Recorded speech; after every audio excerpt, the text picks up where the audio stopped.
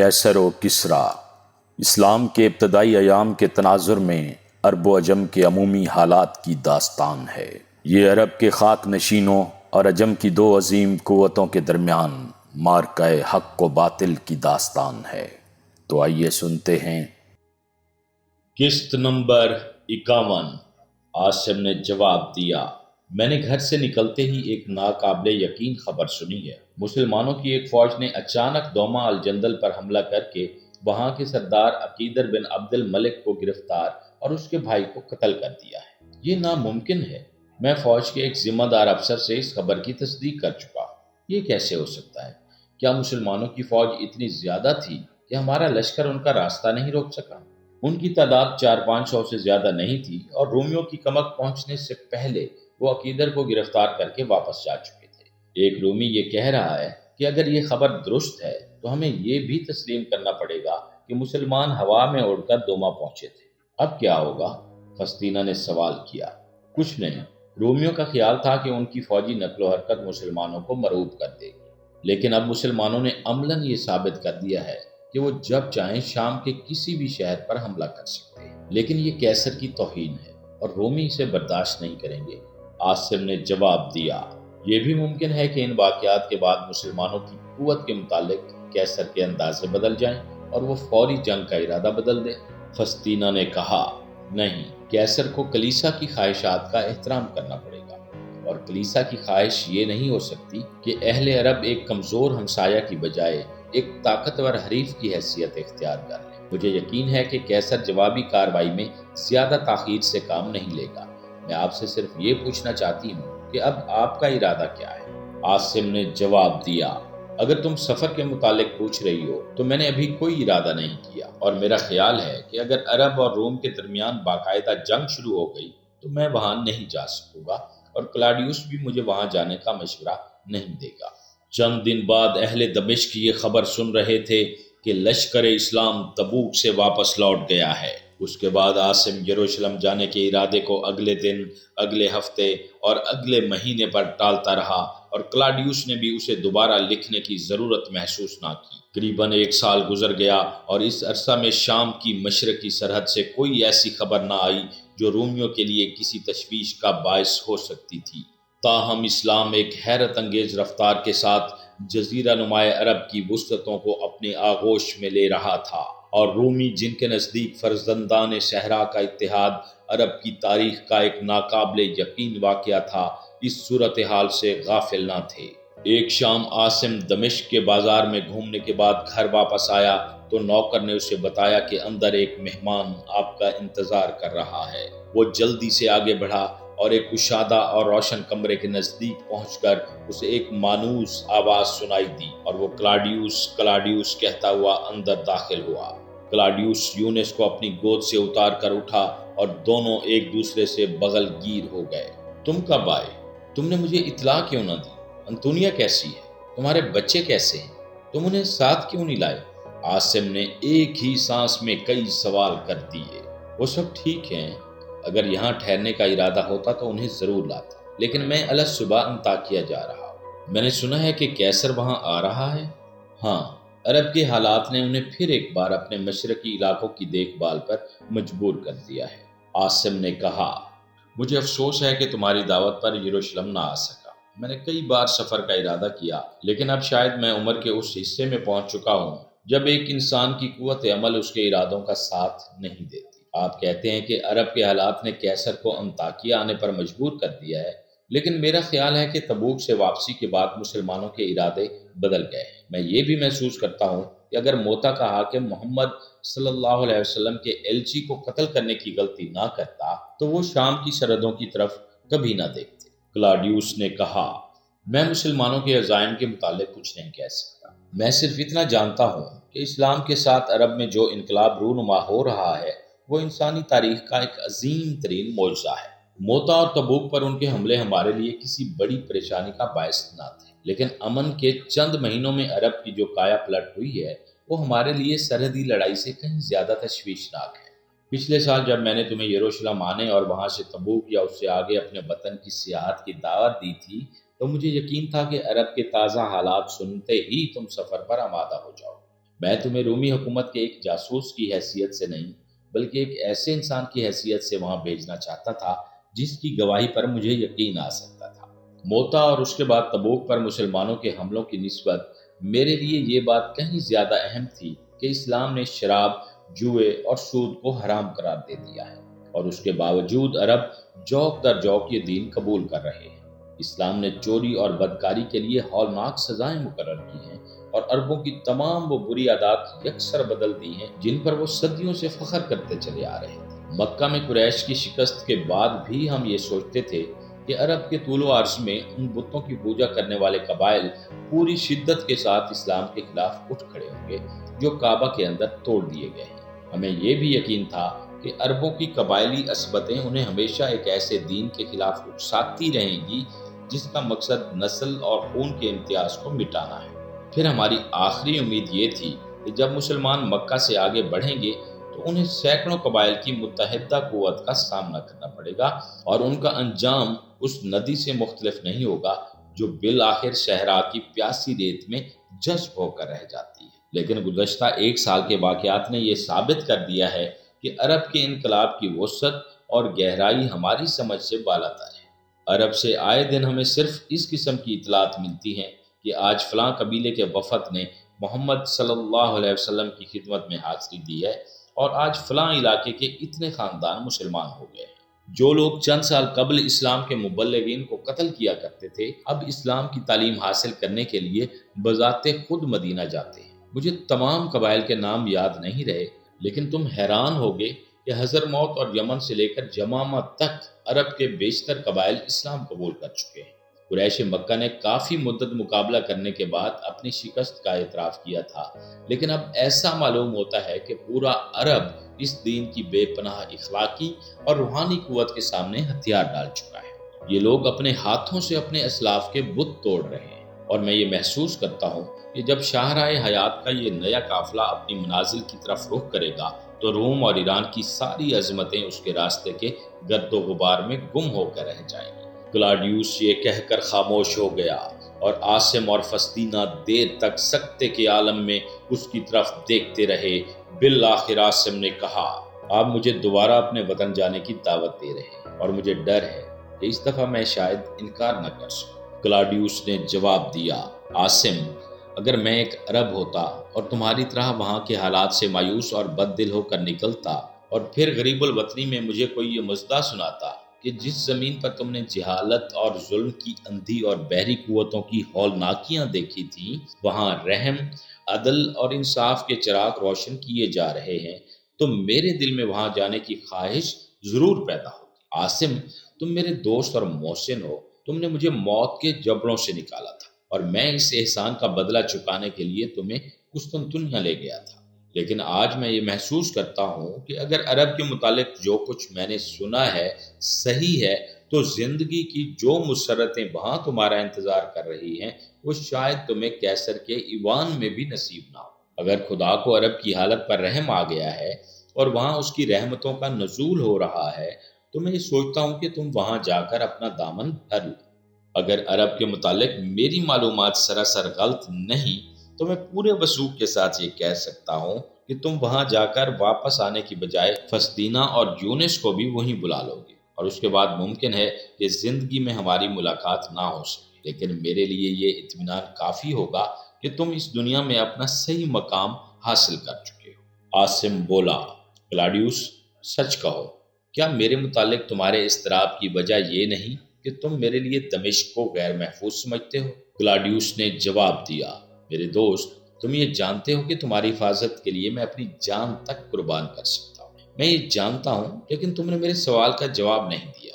کلاڈیوس نے قدر توقف کے بعد کہا، اگر تم اس سوال کے جواب پر اس قدر مصر ہو تو سنو، میں ان لوگوں میں سے ہوں جو عرب کے ساتھ رومی حکومت کا تصادم ناگزیر سمجھتے ہیں، اور جب سے میں نے یہ سنا ہے کہ تمام عیسائی قبائل مسلمان ہو چکے ہیں اور بعض غسانی روسا بھی اسلام کی طرف مائل ہیں، میرا یہ یقین اور پختہ ہو گیا ہے کہ کلیسا کے اکابر کیسر کو زیادہ دیر آرام سے بیٹھنے نہیں دیں گے۔ وہ عیسائیت کی حفاظت کے لیے مسلمانوں کے خلاف تلوار اٹھانے پر مجبور ہو جائے گا، اور مجھے یہ کہتے ہوئے ندامت محسوس ہوتی ہے کہ جب عرب اور شام کا معرکہ شروع ہوگا تو تم یہاں صرف ایک عرب کی حیثیت سے دیکھے اور پہچانے جاؤ گے۔ جن لوگوں نے فسطینہ کے نانا کو اس کی عظیم خدمات کے باوجود ایرانیوں کا طرفدار سمجھ کر موت کے گھاٹ اتار دیا تھا، وہ تمہاری خدمات کا لحاظ نہیں کریں گے۔ تمہارے خلاف عوام کو مشتعل کرنے کے لیے کسی متعصب پادری کا یہ کہہ دینا کافی ہوگا کہ تم یثرب کے باشندے ہو اور تمہاری دلی ہمدردیاں مسلمانوں کے ساتھ ہیں۔ ان حالات میں رومی حکومت کو اپنی وفاداری کا ثبوت دینے کے لیے تم عربوں کے خلاف تلوار اٹھانے پر مجبور ہو جاؤ۔ عاصم، میں تمہیں اس امتحان سے بچانا چاہتا ہوں۔ میں یہ جانتا ہوں کہ تمہاری جنگ کسی دشمن کے خلاف نہیں بلکہ اپنے ضمیر کے خلاف ہوگی، اور میرے نزدیک تم ان لوگوں میں سے نہیں جو اپنے ضمیر کی موت کے بعد صرف اس بات پر قانے رہ سکتے ہیں کہ انہیں چند سال اور زندگی کے سانس لینے کی مہلت مل گئی ہے۔ فسطینہ نے کلاڈیوس سے مخاطب ہو کر کہا، اگر آپ کا یہ خیال ہے کہ میں اس گھر کے بدلے اپنے شوہر کے ضمیر کی قربانی مانگوں گی تو آپ غلطی پر ہیں۔ خدا کی قسم، اگر اہل روم اتنے ناشکر گزار ہیں تو میں اسی وقت دمشق چھوڑنے کے لیے تیار ہوں۔ میرے لیے صحرا کا ایک جھونپڑا زیادہ آرام دہ ہوگا۔ کلاڈیوس نے جواب دیا، میری بہن، تم سین کی بیٹی ہو اور تمہارے لیے یہ سمجھنا مشکل نہیں کہ جنگ کے وقت قوموں کی تقدیر ایسے لوگوں کے ہاتھ میں آ جاتی ہے جو دوست اور دشمن میں تمیز نہیں کرتے۔ یہ ہو سکتا ہے کہ جنگ شروع نہ ہو اور دمشق میں آپ کی ساری زندگی خیریت سے گزر جائے، لیکن یہ ممکن نہیں کہ جنگ شروع ہو جائے اور عاصم اس سے الگ تھلگ رہ کر اس گھر کے اندر اطمینان کا سانس لے سکے۔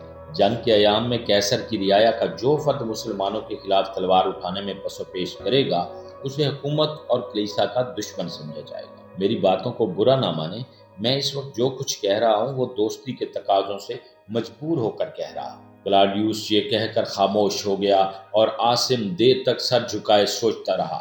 بالآخر اس نے فسطینہ کی طرف دیکھا اور کہا، فسطینہ، ہم وہاں جا رہے ہیں، ہم تینوں وہاں جا رہے ہیں، تم تیار ہو جاؤ، ہم 3 دن کے اندر اندر یہاں سے روانہ ہو جائیں گے۔ فسطینہ نے جواب دیا، میں کل ہی روانہ ہونے کے لیے تیار ہوں۔ کلاڈیوس نے کہا، نہیں عاصم، یہ بہتر ہوگا کہ میں انطاکیہ سے واپس آ جاؤں، اس کے بعد میں عرب کی سرحد تک تمہارے سفر کا انتظام کر دوں گا۔ آپ کب واپس آئیں گے؟ مجھے 10 دن سے زیادہ نہیں لگیں گے۔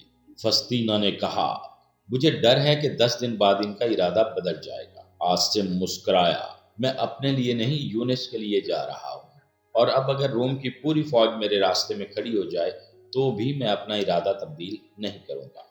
قریباً 2 ماہ بعد ایک سپہر کے وقت عاصم اور فسطینہ ایک ٹیلے کے سائے میں گھوڑے روک کر سامنے یثرب کی پہاڑیوں اور نخلستانوں کے مناظر دیکھ رہے تھے۔ یونس، جس کا چہرہ گرمی سے مرجھایا ہوا تھا، اپنے باپ کے ساتھ سوار تھا۔ اس نے پوچھا، ابا جان، یہ آپ کا شہر ہے؟ ہاں بیٹا۔ پھر آپ رک کیوں گئے ہیں؟ مجھے پیاس لگ رہی ہے۔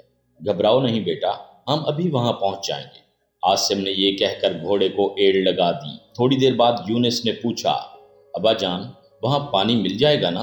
ہاں بیٹا، وہاں تمہارے لیے کسی چیز کی کمی نہیں ہوگی۔ وہ کچھ دیر خاموشی سے چلتے رہے۔ عاصم کے دل کی گہرائیوں سے ماضی کی ان گنت یادیں ابھر رہی تھیں، اور وہ نمی جو اس نے یثرب کی پہلی جھلک دیکھتے وقت اپنی آنکھوں میں محسوس کی تھی بتدریج آنسوؤں میں تبدیل ہو رہی تھی۔ جب وہ ایک نخلستان کے قریب سے گزر رہے تھے تو عاصم نے مڑ کر فسطینہ کی طرف دیکھا اور اپنا گھوڑا روک کر کہا، فسطینہ، یہ سمیرہ کا گھر ہے اور اب شاید وہاں مجھے پہچاننے والا بھی کوئی نہ ہو۔ یونس نے سوال کیا، ابا جان، یہاں کے لوگ کسی کو پہچانے بغیر پانی نہیں دیتے؟ نہیں بیٹا، اس گھر کے مکین پانی مانگنے والوں کو دودھ پیش کیا کرتے ہیں۔ عاصم یہ کہہ کر تھوڑی دیر کے لیے ماضی کی وسعتوں میں کھو گیا۔ فسطینہ نے سوال کیا، آپ وہاں جانا چاہتے ہیں؟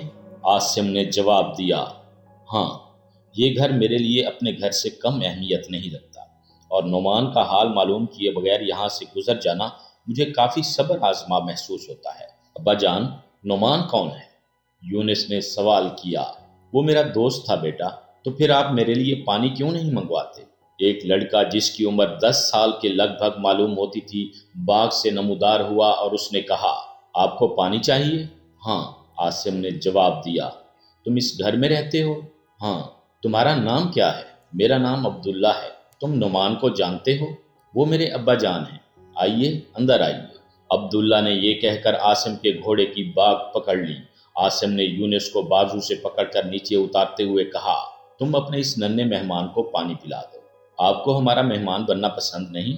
نہیں، اس وقت ہم آگے جا رہے ہیں، تم اسے جلدی لے آؤ۔ بہت اچھا۔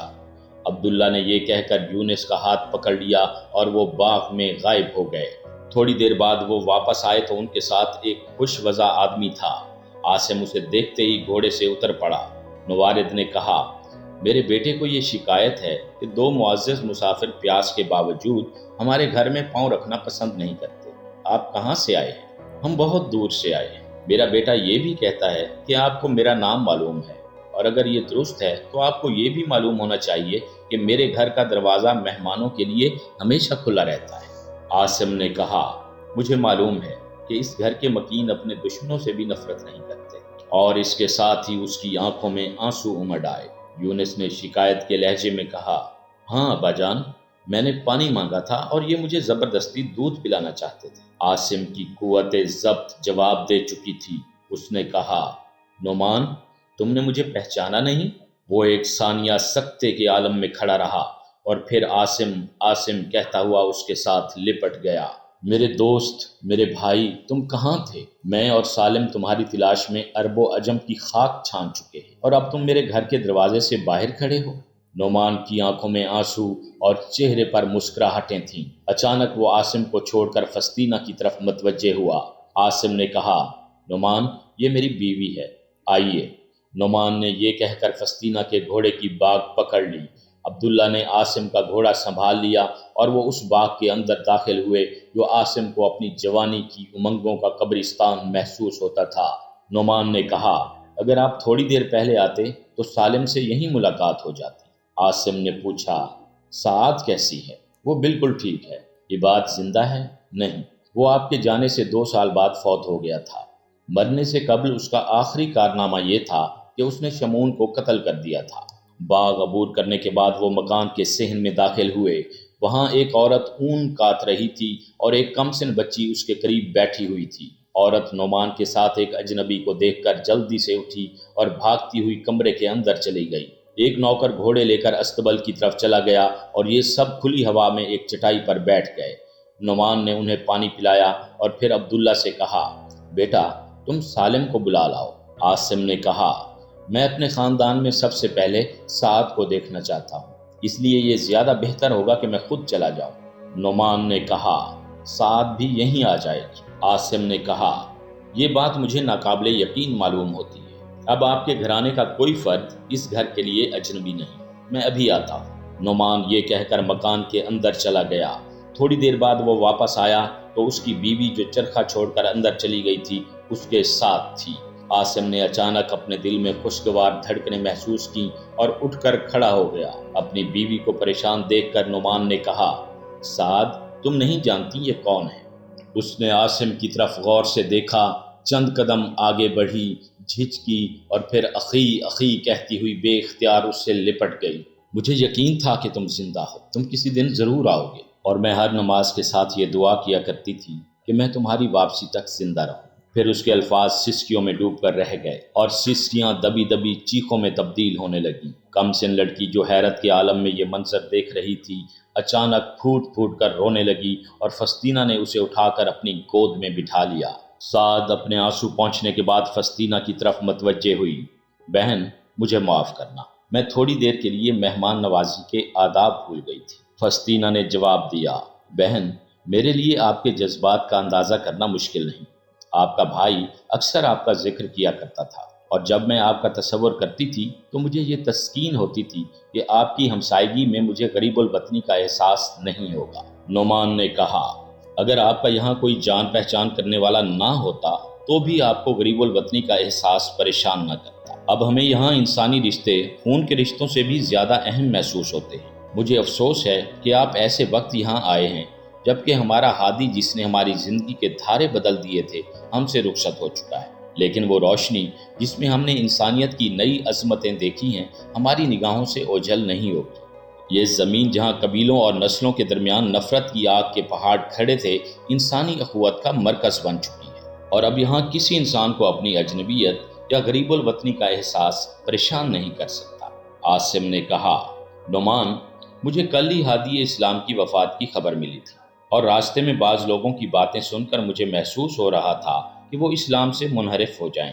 اپنی صدیوں کی زندگی پر جو قیود انہوں نے محمد صلی اللہ علیہ وسلم کی عظمت سے مرعوب ہو کر قبول کر لی تھی، اب انہیں ناقابل برداشت محسوس ہوگی۔ اور میں بذات خود یہ محسوس کرتا ہوں کہ پیغمبر اسلام صلی اللہ علیہ وسلم کی وفات کے بعد حالات بدل چکے ہیں، اور وہ عرب جو شراب، جوئے، سود، چوری، ڈاکہ زنی اور قتل و غارت اور ظلم و جور کو اپنی زندگی کے مقاصد میں شمار کرتے تھے، پوری شدت کے ساتھ اسلام کے خلاف اٹھ کھڑے ہوں گے۔ معزز سامعین، ہماری حوصلہ افزائی کے لیے ہمارے چینل کو سبسکرائب کیجیے اور اس ناول کی آئندہ اقساط کے لیے بیل آئیکن پر کلک کرنا مت بھولیے۔ شکریہ۔